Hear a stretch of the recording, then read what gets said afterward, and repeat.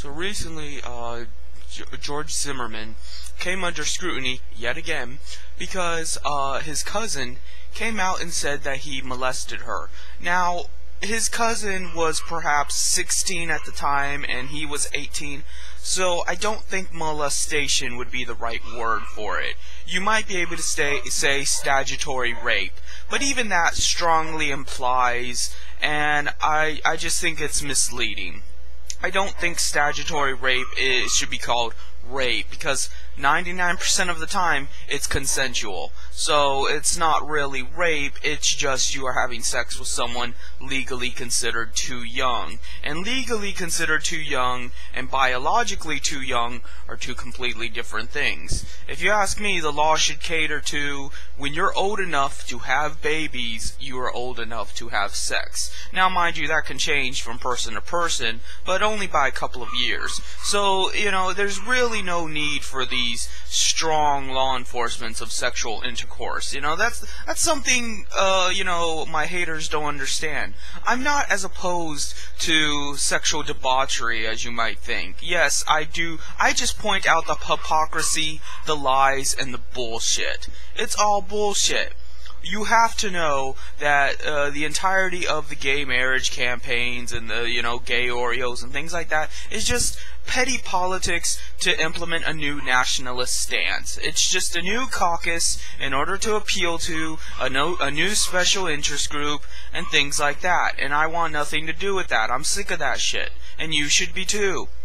But that's not what I want to talk about here.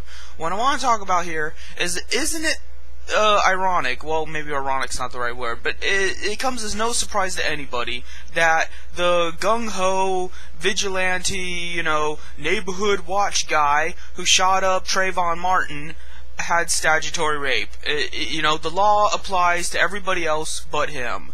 He figures he's good enough to have sex with whoever he wants to, anytime he wants to, but then shoots up Trayvon Martin because he's a black kid, walking down the street at night, looking kinda shady. You know what this softly sounds like? A moderator. There you go. Moderators are George Zimmerman by their nature. They have the same mentality. If you look at all a little shady, they think it's within their power to come and shoot you. Maybe metaphorically speaking, moderators' case when they ban you, but nonetheless, that's what it's all about. George Zimmerman is a real-life moderator. He is a moderator in the sense that he has no real authority, but yet he took it upon himself to kill Trayvon Martin because whatever in his mind, he was black and in a white neighborhood, or maybe, he looked a little thuggish. I don't know. But the point was, he had no business to shoot him. There was no reason to shoot him. He did not pose any significant threat. You cannot claim that that was self-defense. I am in great favor of the standard ground law precisely because I know there's a lot of psychopaths out there. Moderators, for example. So yes, standard ground law is a good law.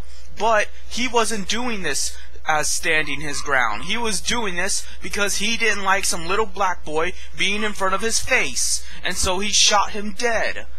And that's how moderators think. Moderators think exactly like George Zimmerman. And they do the same shit George Zimmerman did. They not only shoot people unprovoked, they also break the law, they also do unethical things all the fucking time, and then they think they're the hero. They think they're the one with the squeaky clean image. And you know what? You support them. You applaud them. Just as many people are coming in aid of George Zimmerman, a lot of racists, a lot of reactionaries, a lot of idiots, the same thing happens with moderators. So take a good gander at George Zimmerman, because when you talk about George Zimmerman, you're in reality talking about a moderator. Think about that for a minute. So I guess that's all I have to say.